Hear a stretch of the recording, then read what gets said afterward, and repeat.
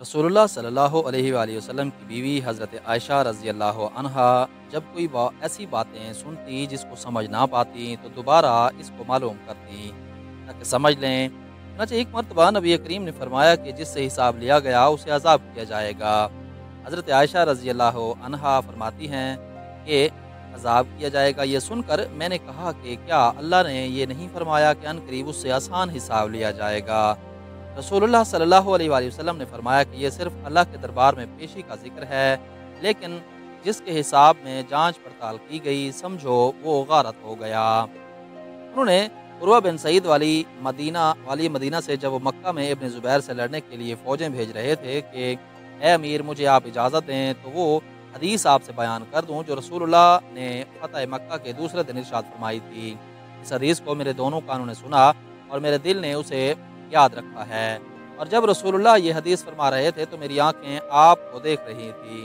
आपने पहले अल्लाह की हम्द व सना बयान की, फिर फरमाया कि मक्का को अल्लाह ने हराम किया है, आदमियों ने हराम नहीं किया।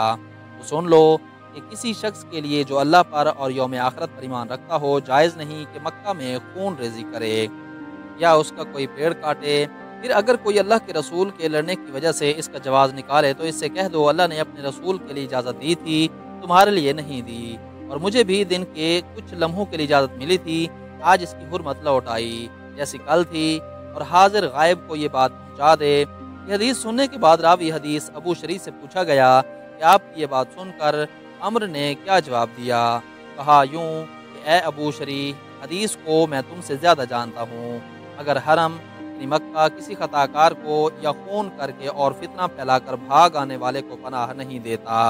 एक मरतबा अबू बकरा रज़ी अल्लाह अन्हु ने रसूलुल्लाह का जिक्र किया कि आप सल्लल्लाहु अलैहि वसल्लम ने यूँ फरमाया, तुम्हारे खून और तुम्हारे माल। मोहम्मद कहते हैं कि मेरे ख्याल में आप सल्लल्लाहु अलैहि वसल्लम ने आरज़ाकुम लफ्ज़ भी फरमाया, यानी और तुम्हारी आबरूएँ तुम पर हराम हैं जिस तरह तुम्हारे आज के दिन की हुर्मत तुम्हारे इस महीने में। सुन लो ये खबर हाजिर गायब को पहुँचा दे। और मोहम्मद रावी ये हदीस कहते थे कि रसूलुल्लाह ने सच फरमाया। फिर दोबारा फरमाया कि क्या मैंने अल्लाह का ये हुक्म तुम्हें नहीं पहुँचा दिया। मैंने हज़रत अली रज़ी अल्लाह अन्हु को ये फरमाते हुए सुना कि रसूलुल्लाह ने फरमाया कि मुझ पर झूठ मत बोलो, क्योंकि जो मुझ पर झूठ बांधे वो दोज़ख में दाखिल हो।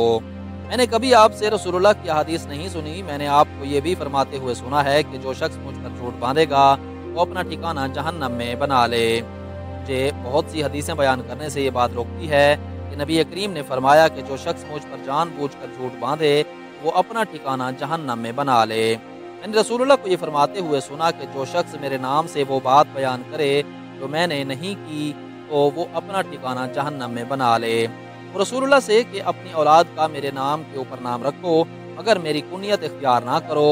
और जिस शख्स ने मुझे ख्वाब में देखा तो बिलाशुबा उसने मुझे देखा, क्योंकि शैतान मेरी सूरत में नहीं आ सकता। और जो शख्स मुझ पर जानबूझकर झूठ बोले वो दोज़ख में अपना ठिकाना तलाश करे।